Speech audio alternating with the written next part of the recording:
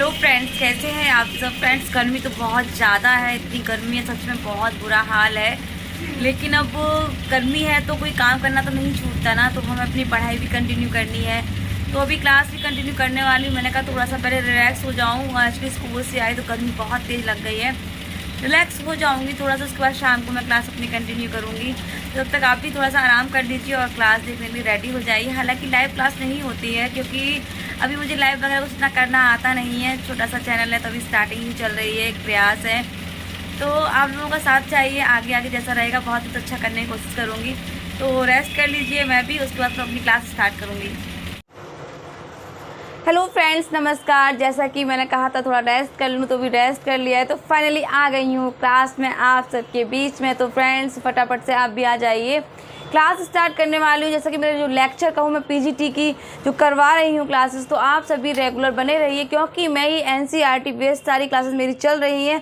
आप फटाफट से जाके मेरे चैनल पर विजिट कर सकते हैं और जो बैक क्लास है मेरी आप वो अच्छे से देख सकते हैं। तो फटाफट से चैनल को सब्सक्राइब कर लीजिए, वीडियो को लाइक भी कर दीजिए, हो सके तो वीडियो को शेयर भी कीजिए, आपको अच्छा लगे तो कमेंट भी कीजिए। तो देर न करते हुए फटाफट आते हैं मुद्दे की बात पे। मुद्दे की बात ये है कि आई होप कि आप सभी ने फॉर्म फिल कर दिए होंगे टीजीटी पीजीटी के। तो कुछ कन्फ्यूज़न है कि टीजीटी में 82 to 89 वाले क्या एलिजिबल है या नहीं। तो फ्रेंड्स, बिल्कुल एलिजिबल है क्योंकि जब हम केबीएस, एनबीएस और आपकी और वैकेंसी डीएसएसबी वगैरह रहती हैं उनमें फॉर्म फिल कर सकते हैं हम 82 + 89 के साथ।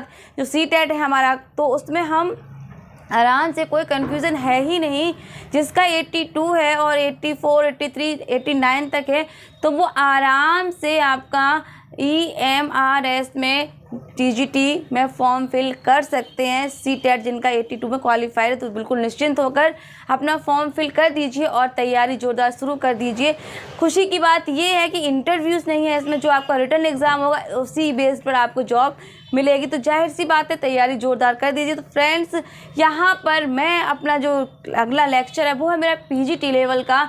पीजीटी में मैं अभी क्रम वाइज लेकर चल रही हूँ। 11th क्लास की मैंने पहले हर एक टॉपिक को उठाया है, एक एक टॉपिक चाहे वो महत्वपूर्ण आपकी दृष्टि में हो या ना हो, लेकिन मैं एग्जामिनर की नज़र से देखकर चल रही हूँ कि उनकी नज़र में हम जो ये सोचते हैं कि हमारे लिए ये इम्पोर्टेंट नहीं है, वही क्या हो जाता है, महत्वपूर्ण हो जाता है। तो मैं किसी को स्किप नहीं करूँगी, हर एक टॉपिक को लेकर चलूँगी। आज का टॉपिक हमारा बेहद महत्वपूर्ण है, तो चलिए फटाफट से हम देख लेते हैं। तो मेरे प्यारे दोस्तों, यहाँ पर हम देखेंगे आज जो कि ऐसे हमारे हिंदी साहित्य में लेखक हुए हैं जिनका नाम आपने बहुत ही कम सुना होगा, लेकिन आप एनसीईआरटी बुक्स में देखेंगे तो आपको वो देखने को ज़रूर मिलेंगे। तो यहाँ पर हम बात करेंगे कृष्णनाथ का जन्म, यानी कि हमारे जो आज के टॉपिक की जो पार्ट के हमारे जो लेखक हैं वो कौन है, कृष्णनाथ जी हैं। ठीक है, तो कृष्णनाथ का जन्म 1934 में वाराणसी उत्तर प्रदेश में हुआ था। ये महत्वपूर्ण है क्योंकि आजकल हम लोगों को कभी कभी ना डेट्स याद नहीं रहती हैं, हम डेट्स बहुत जल्दी भूल जाते हैं। तो यहाँ पर जन्म हुआ था उनका 1934 में उत्तर प्रदेश में। ठीक है, हो सकता है क्लास आपको छोटी लगे लेकिन जितनी भी लगेगी बेहद महत्वपूर्ण होगी। ठीक है, तो यहाँ पर काशी विश्वविद्यालय से इन्होंने अर्थशास्त्र में स्नातकोत्तर किया। आप अच्छे से जानते होंगे स्नातकोत्तर किसको कहते हैं, कमेंट्स में जरूर बताइएगा। अगला पॉइंट है फ्रेंड्स, यहाँ पे हिंदी साहित्यिक पत्रिका कल्पना पत्रिका के संपादन कार्य और हमारे हिंदी साहित्य में कवि लेखकों ने किया है, तो आप कमेंट्स में बताइएगा। वहीं पर कल्पना पत्रिका संपादक जो रहे हमारे कृष्णनाथ जी ने भी इसका संपादन कार्य किया है। किसका, कल्पना पत्रिका का। हो सकता है आपको प्रश्न कम लगे या जो महत्वपूर्ण पॉइंट्स है कम लगे, लेकिन जितना भी है जो भी है बेहद महत्वपूर्ण है। मैंने इस चैप्टर को इसमें इसलिए सम्मिलित किया क्योंकि एग्जामिनर का पता नहीं कब किस चैप्टर से क्या रख दे, इसलिए हमें हर एक चीज़ को महत्वपूर्ण समझकर ही पढ़ना है। तो यहाँ पर देख लीजिए, हिंदी साहित्य पत्रिका कल्पना के बाद उन्होंने अंग्रेजी पत्रिका मैनकाइंड के संपादक भी रहे, है ना। कौन, कृष्णनाथ जी अंग्रेजी पत्रिका मैनकाइंड के संपादक भी रहे, यानी संपादन कार्य भी किया। भारतीय चिंतक जे कृष्णमूर्ति के साथ बौद्ध धर्म पर चिंतन मनन किया। आपको बता दूं, यहाँ पर जो कृष्णनाथ जी रहे हैं उन्होंने बौद्ध धर्म के प्रति गहन आस्था जताई है और उन्होंने बौद्ध धर्म के लिए ही बहुत चिंतन मनन किया। जो भारतीय मतलब चिंतनकार थे, भारतीय चिंतक थे जे कृष्णमूर्ति, उनके साथ बौद्ध धर्म की उन्होंने गहरी खोज भी इनकी और वहाँ से साहित्य के लिए कुछ अच्छा सा ज्ञान अर्जित किया। रचनाएं इनकी कौन कौन सी फटाफट से देख लेते हैं। लद्दाख में राग बिराग, किन्नर धर्मलोक, स्पीति में बारिश, पृथ्वी परिक्रमा, हिमालय यात्रा, बौद्ध निबंधावली और आपका अरुणाचल यात्रा, ये इनकी क्या है, रचनाएं हैं। यहाँ पर पृथ्वी की जो आपकी परिक्रमा है, हिंदी साहित्य में एक लेखक ने और लिखी है, वो आप बताएंगे कमेंट्स करके कि ये और किसकी रचना है हिंदी साहित्य में, तो कमेंट्स ज़रूर करिएगा, बताइएगा मुझे ये रचना और किसने लिखी है। इनकी मृत्यु होती है 2016 में, किसकी, कृष्णनाथ जी की। ठीक है, हमने यहाँ पर देखा कि लद्दाख में राग बिराग, किन्नर धर्मलोक, स्पीति में बारिश, तो यहाँ पर आज का जो हमारा महत्वपूर्ण पाठ है वो यही है, स्पीति में बारिश। मैंने यहाँ पर टिक किया हुआ है क्योंकि कृष्णनाथ जी ने जो स्पीति में बारिश लिखा है उसके विषय में हम जानेंगे कि इन्होंने यहाँ पर ऐसा क्या देखा, इनको क्या अच्छा लगा, इन्होंने यहाँ की यात्रा क्यों करनी चाहिए स्पीति में बारिश, उस पॉइंट्स को हम ज़रूर देखेंगे। और सॉरी, पहले ये कम लेकिन महत्वपूर्ण बिंदु में, इनको ज़रूर ध्यान से देख लीजिएगा। तो अब हम बात करते हैं जो कि लेखक ने लिखा है स्पीति में बारिश। स्पीति में बारिश लेखक ने क्यों लिखा है, इस पर एक महत्वपूर्ण चर्चा करेंगे, संक्षेप में करेंगे। पूरा आपको यदि चैप्टर पढ़ना है तो आप बुक में ज़रूर अच्छे से पढ़िएगा, उसको समझिएगा। यहाँ पर ये हिमाचल प्रदेश के मध्य का भाग है, या इसको कहें हम एक ज़िला है, ठीक है, हिमाचल प्रदेश में। तो स्पीति में बारिश, यहाँ पर लेखक जाते हैं और यहाँ का वातावरण देखते हैं। जहाँ बहुत दुर्गम रास्ता है, पहाड़ी क्षेत्र है और बहुत छोटा भी है, बहुत बड़ा विकसित भी नहीं है।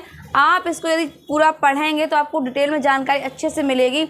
यहाँ पे मैं आपको बता देती हूँ, स्पीति में कुछ एक दो ही गिनी चुनी जो चीज़ें हैं, फसल वगैरह वो होती हैं, और यहाँ पर बारिश भी कभी कभी होती है। मतलब अगर हो जाए तो वो बहुत बड़ी बात होती है, स्पीति में बारिश। तो लेखक ने जब देखा, लेखक वहाँ जब गया तो कुछ दिन, 2-4 दिन रुका। 2-4 दिन रुकने के बाद एक दिन वो रात में सो जाता है और सुबह के टाइम 3 से 4 बजे के टाइम उसको खड़खड़ की आवाज़ आती है। तो जब सुबह चाय की चुस्कियों के साथ अपना गेट खोलता है और देखता है कि स्पीति में बारिश हो रही है, तो वहाँ के लोग कहते हैं कि आपका यहाँ पर आना शुभ है, क्योंकि आपके आने के बाद यहाँ स्पीति में कई वर्षों या काफ़ी समय बाद यहाँ पर बारिश शुरू हुई। तो लेखक ने पाठ का नाम रखा स्पीति में बारिश। अब स्पीति में बारिश से संबंधित कुछ और पॉइंट्स भी हैं, उनको हम फटाफट से देख लेते हैं। वो महत्वपूर्ण पॉइंट्स हैं कि आखिर स्पीति क्या है, कैसे बना, यहाँ पर कौन सी फसल होती है, साल में एक ही बार होती है जो फसल, और कैसा कैसा यहाँ का मौसम रहता है। तो उन पर कुछ मैंने महत्वपूर्ण पॉइंट्स तैयार किए हैं, चलिए फटाफट से उन पॉइंट्स को देख लेते हैं। तो पहला पॉइंट है यहाँ पर फ्रेंड्स के स्पीति हिमाचल प्रदेश के लाहौल स्पीति ज़िले की तहसील है। अगर क्वेश्चन बन जाता है कि हिमाचल प्रदेश के लाहौल स्पीति ज़िले की क्या है, तो तहसील है यहाँ पर, ठीक है, ये पॉइंट्स देख लीजिए आप। और जून से सितंबर तक यहाँ पर अल्पकालिक क्या रहती है, वर्षा ऋतु रहती है। जून से सितंबर अल्पकालिक, ठीक है, समझ रहे होंगे आप बात को, अल्पकालिक वर्षा ऋतु है और शेष शीत वर्ष रहता है। यहाँ पर स्थानीय शासक को नौनो कहा जाता है। बेहद महत्वपूर्ण यहाँ पर ये पॉइंट्स है कि यहाँ पर कि स्थानीय जो वहाँ के शासक होते हैं उनको क्या कहा जाता है, नौनो कहा जाता है। वहीं पर 1966 में जब हिमाचल प्रदेश राज्य बना तो स्पीति उसकी उत्तरी छोर का जिला हो गया। पहले क्या था कि मध्य भाग में था, ठीक है। जब हिमाचल प्रदेश 1966 में, यानी कब, 1966 में, यानी 66 में हिमाचल प्रदेश राज्य बना तो स्पीति उसकी उत्तरी छोर का क्या हो गया, जिला हो गया। ये पॉइंट्स ऐसे हैं, इन्हीं बीच में से ही एग्जामिनर पूछेगा। आप सीधा सीधा कुछ नहीं पूछने वाला है, सीधा सीधा ये नहीं पूछेगा कि हिमाचल राज्य बना, यहाँ से ऐसे पूछेगा कि आपका उत्तरी छोर का हिमाचल में कौन सा जिला बना, कौन सा जिला हुआ, ठीक है। इस तरीके से प्रश्न बनेंगे, समझने की कोशिश करिएगा। तो यहाँ पर जिला हो गया। यह देश का सबसे अधिक दुर्गम क्षेत्र, यहाँ पर लेखक क्या कह रहा है कि यह देश का सबसे अधिक दुर्गम क्षेत्र है, जो कि बहुत ही ज़्यादा खतरनाक दुर्गम, हम समझ जहाँ पर पहुँचना संभव ना हो, ऊबड़ खाबड़ पहाड़ क्षेत्र, बहुत कुछ। तो लेखक ने जो देखा, वहाँ की चीज़ों जो स्वयं महसूस की, जाहिर सी बात है जब हम यात्रा करते तो वहाँ के दृश्य को देखते वही अपने लेखनी में उतार देते हैं। तो यहाँ पर दुर्गम क्षेत्र बोला है लेखक ने, तो यहाँ से पूछ लिया जा सकता है कि हिमाचल प्रदेश का उत्तरी छोर का सबसे दुर्गम जिला कौन सा है। आपने पढ़ा है, आपने देखा है, तो आप बहुत अच्छे से बता देंगे कौन सा, स्पीति, ठीक है। प्रति वर्ग मील 4 से भी कम लोग बसते हैं। यहाँ पर ये पॉइंट देखने वाला है कि प्रति वर्ग 4 मील से लोग कहाँ कम बसते हैं, तो स्पीति में। वहाँ पर आबादी बहुत ही कम है, क्योंकि इतना दुर्गम क्षेत्र तो आबादी होना वहाँ पर बहुत ज़्यादा बहुत संभव भी नहीं है। यहाँ पर एक महत्वपूर्ण पॉइंट्स है, वो ये है फ्रेंड्स, देख लीजिए कि ओम मणि पद्मे ह्यूम। यहाँ पर ये मंत्र है ओम मणि पद्मे ह्यूम, यह ध्वनि मंत्र है। ठीक है, तो यहाँ पर ये पूछ लेंगे कि ओम मणि पद्मे ह्यूम किसका मंत्र है और इसको किसने पहले उच्चारण किया था। तो पॉइंट्स में देखिएगा, यह ध्वनि मंत्र है बोधिसत्व आर्य अवलोकितेश्वर। ठीक है, बोधिसत्व आर्य अवलोकितेश्वर ने सबसे पहले इस मंत्र का उच्चारण किया था। इसके उच्चारण से करुणा उत्पन्न होती है, यानी कि जब बोधिसत्व लोग आर्य अवलोकितेश्वर जी थे, उन्होंने इस मंत्र का उच्चारण किया और शिष्यों को बताया, तो उन्होंने कहा कि इस मंत्र को उच्चारण करने से हृदय में करुणा उत्पन्न होती है, दया भाव का भाव उत्पन्न होता है। तो बहुत अच्छी बात है ये। उसके बाद साल में यहाँ एक फसल होती है। मुख्य फसलें यहाँ की कौन कौन सी हैं? जौ, गेहूँ, मटर और सरसों, यही यहाँ की मुख्य फसलें हैं। कहाँ की? स्पीति की। और साल में एक बार ही क्या होती है? फसल होती है। तो फ्रेंड्स, ये बहुत महत्वपूर्ण पॉइंट्स थे। हो सकता है हम पूरा चैप्टर पढ़ लें। होता है क्या, जब हम पूरा चैप्टर पढ़ते चले जाते हैं, चीज़ें कहाँ से बीच में से उठानी है, कैसे पॉइंट्स बनाने, तो मैंने उस पर थोड़ी सी मेहनत की है।